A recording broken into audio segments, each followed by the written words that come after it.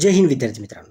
मित्रांनो, नागपूर खंडपीठमध्ये किंवा बॉम्बे हायकोर्टमध्ये जे आता लिपिक पदाच्या जागा निघाल्या आहेत, 124 सिलेक्टेड यादी आहेत. 5 जे आहेत ते दिव्यांगाचे आहेत, म्हणजे एकूण 129 पद आहेत.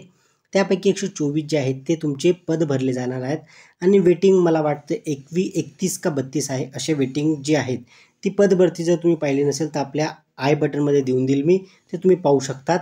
तुम्ही तिथे फॉर्म नक्कीच भरा.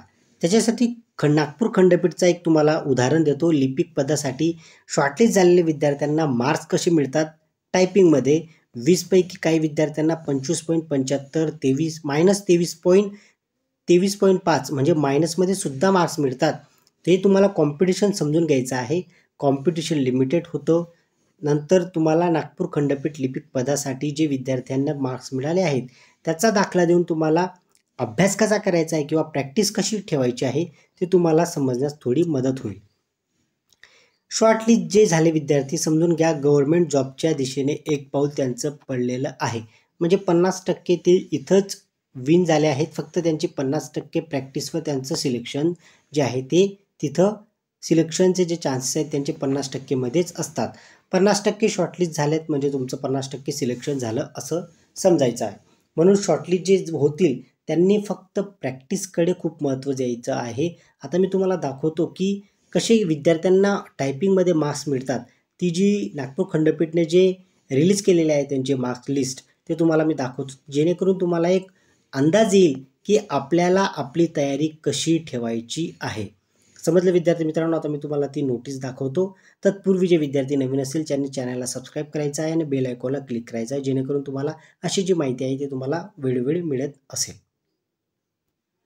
आता हे बघा विद्यार्थी मित्रांनो, तुम्हाला मी डायरेक्ट ती जी नोटीस आहे त्याच्यावर आणलं आहे. हे बघा, recruitment for the post of क्लर्कसाठी त्यांनी जी टायपिंग टेस्ट घेतली होती. पहिले तुम्हाला एक गोष्ट क्लिअर करतो. प्रथम तुमची जी स्क्रीनिंग टेस्ट असते ती असते.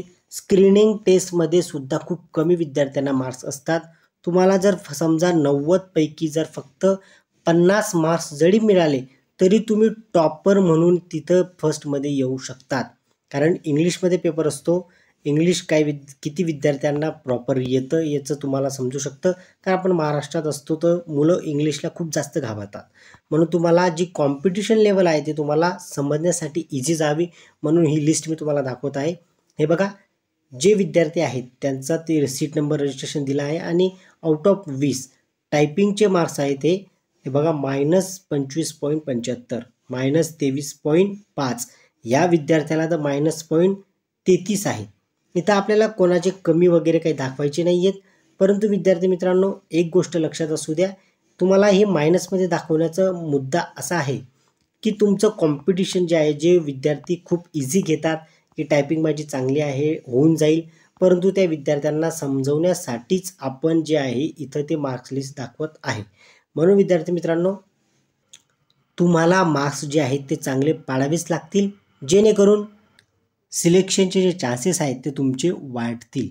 म्हणून विद्यार्थी मित्रांनो, हे जे कॉम्पिटिशन आहे ते कॉम्पिटिशन किती आहे याच्यावर तुम्ही लक्ष न केंद्रित करता तुमचं प्रॅक्टिस किती महत्त्वाची आहे याच्याकडे तुम्ही जे आहे तुमचं सगळं लक्ष त्याकडे केंद्रित झालं पाहिजे. म्हणून विद्यार्थी मित्रांनो, तुम्ही 90 मार्क्सची जी तुमची स्क्रीनिंग टेस्ट आहे त्याला तुम्ही प्रथम प्राधान्य द्या. आणि टायपिंग जे आहे, जेव्हा तुमचं शॉर्टलिस्ट झालं म्हणजेच समजा तुम्हाला तुमचं जे जॉब आहे, तुमचा सिक्युअर जॉब असेल, गव्हर्नमेंट पोस्ट असेल आणि बॉम्बे हायकोर्टसारख्या एकदम म्हणजे उच्च न्यायालयामध्ये काम करण्याची संधी तुम्हाला मिळू शकते, ते पण चांगल्या पे स्केलवर, चांगल्या मेट्रोपॉलिटन सिटीमध्ये. म्हणून विद्यार्थी मित्रांनो, शॉर्टलिस्ट झाला त्या दिवसापासून तुमचं फक्त एकच लक्ष पाहिजे, ते म्हणजे फक्त प्रॅक्टिस, प्रॅक्टिस आणि प्रॅक्टिस.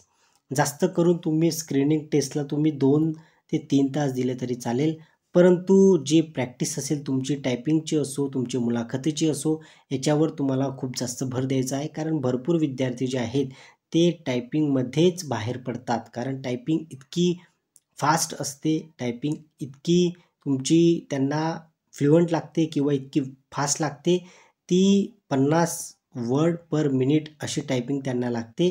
त्याच्यात तुम्ही खूप मागे असतात आणि जे विद्यार्थी टायपिंग फास्ट करून जातात त्यांना फक्त स्क्रीनिंग टेस्टमध्ये येतात मार्क फक्त 48, 52, 53 आणि त्यांना टायपिंगमध्ये 10 मार्क येऊन ते डायरेक्ट इंटरव्ह्यू देतात आणि इंटरव्ह्यूमध्ये सिलेक्शन होऊन त्यांना पोस्ट मिळून जाते.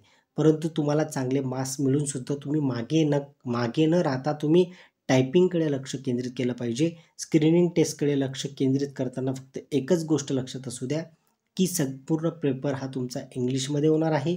इंग्लिशचे ओघ्या बसतील किंवा इंग्लिशचा पेपर वाचण्याची सवय तुम्हाला राहू द्या. मग जेणेकरून तुम्हाला तिथं पेपर सोडवताना अडचण होणार नाही. 1-2 तुम्ही मॉक टेस्ट द्या, जेणेकरून तुम्हाला स्क्रीनिंग टेस्टमध्ये खूप हेल्प होईल. विद्यार्थी मित्रांनो, फॉर्म जर भरला नसेल तर तुम्ही फॉर्म भरून घ्या. आपण जी व्हिडिओ बनवलेला आहे की फॉर्ममध्ये काय काळजी घ्यायची ते मी आय बटनमध्ये देऊन देईल. तुम्ही ती पाहू शकतात की ती काळजी तुम्हाला घ्यायची आहेच. चला विद्यार्थ्यांनो, मी आता तुमची रजा घेतो. जय हिंद. काही विद्यार्थ्यांना जर समजा पेपर पाहिजे असतील तर त्यांनी कमेंट बॉक्समध्ये सांगा, जेणेकरून जे खंडपीठमध्ये जे स्क्रीन टेस्टचा जो फॉर्मॅट असेल तो तुम्हाला मी उपलब्ध करून देण्याचा प्रयत्न करेल. त्यासाठी तुम्हाला आपला जो ग्रुप आहे तो तुम्ही जॉईन करा किंवा नका करू. तुम्हाला जर समजा ईमेल मार्फत जर ते पाहिजे असेल तर मला ईमेल करा. त्याच्याद्वारे मी तुम्हाला ती माहिती पुरवून देईल किंवा मी लिंकमध्ये देऊन देईल, डिस्क्रिप्शन लिंकमध्ये. तिथून तुम्ही ती डाउनलोड करू शकतात. परंतु कमेंट यायला पाहिजे, म्हणजे तुमचा रिस्पॉन्स जसा असेल त्याच अनुषंगाने मी ते तुम्हाला पुरवण्याचा प्रयत्न करेन.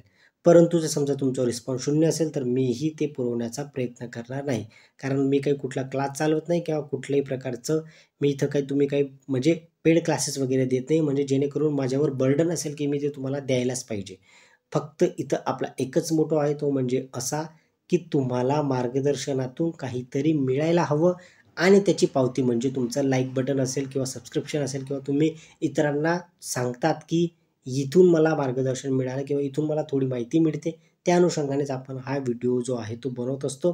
त्याच अनुषंगाने आपण इथं यूट्यूब चॅनल चालू केलेलं आहे. त्याचाच फायदा खूप जास्त विद्यार्थ्यांना झालेला आहे. तुम्ही कमेंट बॉक्समध्ये विचारू शकता, त्यांच्यासोबत बोलू शकतात. चला आता मी तुमची रजा घेतो. जर समजा तुम्हाला पाहिजे असेल स्क्रीनिंग टेस्टचे पेपर तर तुम्ही कमेंट बॉक्समध्ये नक्की सांगा. जर कमेंट मला दिसले व्यवस्थित तर मी ते पुरवण्याचा प्रयत्न करेल. चला आता मी तुमची रजा घेतो. जय हिंद विद्यार्थी मित्रांनो. आणि लाईक करा. आणि लाईक करण्याचं महत्त्व असं की तुम्ही फक्त व्हिडिओ बघतात, 2,000 विद्यार्थी बघतात, 3,000 विद्यार्थी बघतात, मात्र कमेंटमध्ये खूप विद्यार्थी असहमती दर्शवतात, काही विद्यार्थी सहमती दर्शवतात. तुमच्या असहमती दर्शवणंसुद्धा मला मान्य असतं, पण ती असहमती काही फॅक्टनुसार पाहिजे, जेणेकरून त्याला मी काहीतरी उत्तर देऊ शकतो. परंतु काही विद्यार्थी असहमती दर्शवताना काहीही मुद्देसूद बोलत नाही, त्यांच्याकडे मी दुर्लक्ष करतो. का करतो ते तुम्हाला माहिती आहे. परंतु विद्यार्थी मित्रांनो, तुमचं लाईक जे आहे ते यायलाच पाहिजे, जेणेकरून मलाही मोटिवेशन मिळायला पाहिजे. मी तुम्हाला लाईक करा असं बोलत नाही, परंतु तुमच्यासाठी घेऊन येतो, त्याच्यासाठी एक लाईक तर तुमचं झालंच पाहिजे. चला विद्यार्थ्यांनो, आता मी तुमची रजा घेतो. जय हिंद.